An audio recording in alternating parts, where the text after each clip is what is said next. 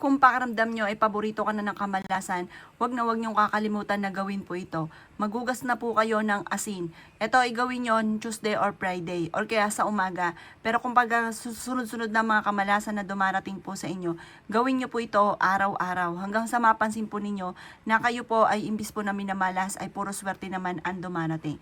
Kapag puro swerte naman ang dumarating, Tuesday or Friday nyo na lamang po siya gagawin. Napaka-epektibo po nito. Basta ikaw po ay may 100% na paniniwala.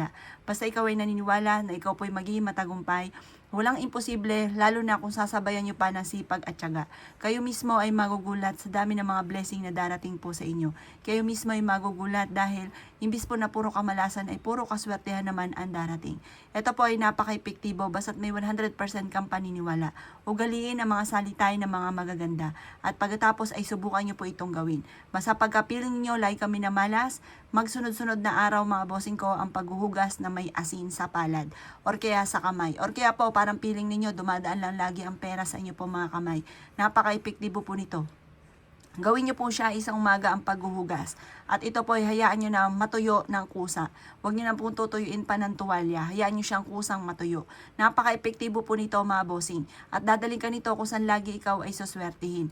Effective po ito. Basta kayo mismo ay kayo mismo yung laging magsasabi ng mga magagandang salitain.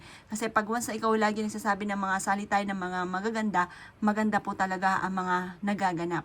Kaya mas mainam mga magaganda lagi ang inyong sasabihin. Kaya kung ikaw ay gagawa ng ganito, asya mga bossing, good luck po sa inyo po lahat.